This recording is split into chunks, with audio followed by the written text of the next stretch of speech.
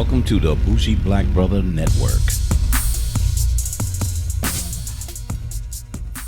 Tesla lovers, it's Michael, your Bougie Black Brother, and it's a sad day today. If you know, we're big fans and advocate of Tesla, and we've been bragging about, I had no problem with my Tesla, I don't know what's wrong with y'all. Y'all got the problems, I ain't got no problem. Well, this is what came up on my screen this morning. Yep. 12-volt battery. What the hell? So the first thing I said is, how much the hell is that going to cost? So I went on and I started looking at some things online, and I was like, oh my God, there's a problem. I really don't want to pay that much. It's only been like a little over 2 years. So what the F is going on? But it said the warranty was about 150 miles for the battery. I just wanted to make sure it was a 12 volt. So I was like, look, let me schedule something immediately, because one, I don't want this stopping in the middle of the road without no power, or two, it says, you know, you saw some of that, the brake and everything, all types of like scary things. So on my way to the Tesla dealership in Alpharetta, I'm only going to Roswell, ain't going nowhere else.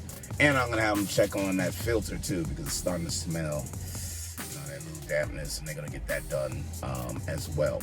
But when I get back, we'll talk about what else, and what may have caused that, and a lot of things that I think everybody's been talking about. But in this case, I'm living through it now. So the fact that I'm living through it now, I can contribute to the conversation instead of standing on the sideline going, I can't do that shit no more. So this is what happened. Let's transition to after it was done. So I'm dropping it off at the Alpharetta Roswell location for the 12-volt battery. Don't really want to do it, but guess what? Shit came out of nowhere. So I'm here. See all of the whatchamacallits. We got FedEx going behind me, but we're gonna drop it off to see what's going on from there, and see how long it takes, and have them check on that filter too, because it's starting to smell really musty. So I'm back, and we're completely done. So what came about of this battery ordeal? Well, let's finish the Tesla dealership. So not dealership, service center. So what happened when we went there, I questioned and said, hey, look, you got the battery for me. First of all, yes, we have your battery, Mr. Carr. I said, second, should be my first, how much is this? And it was like, nope, it's under warranty, Mr. Carr. We're going to take care of that. We have anything else. Do you want us to look at anything else? I said, yeah, man, what about that filter? He said, well, we got a filter system that cleans the total thing, and it flushes, and, the whole blah, blah, blah. It's a good thing. So I said, just go do it. It's about 142. So it's not bad. So I said, yeah, just go ahead and do that as well, and make sure all the tires are fine. So with that all said and done, the battery was fine. Everything that was given to us, we were straight.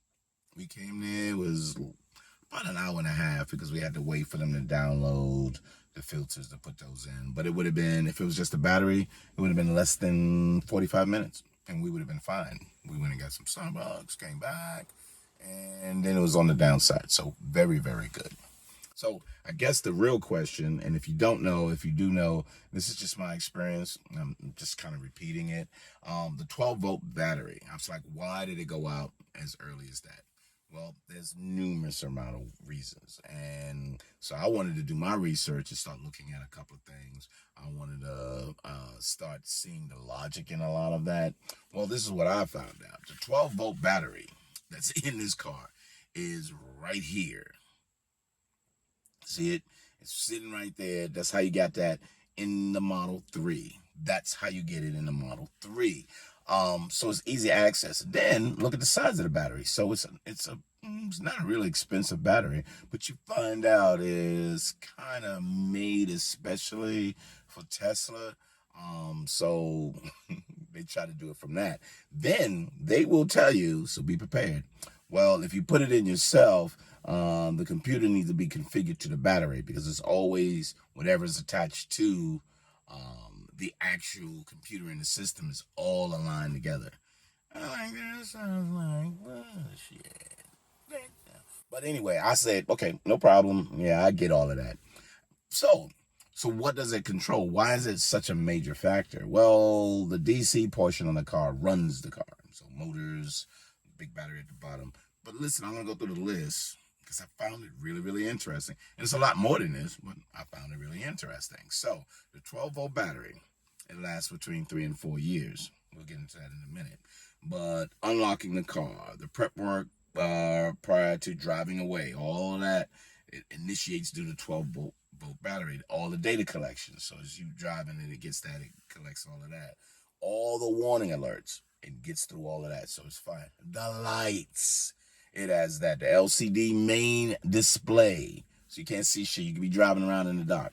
The audio, so you ain't listening to music either. All the safety functions, initiating the airbags, all of that. The cameras and the sensors, mirrors, heated seats, windows and wipers, USB, trunk, front, blah, blah, blah, blah, blah, blah. So I said, what?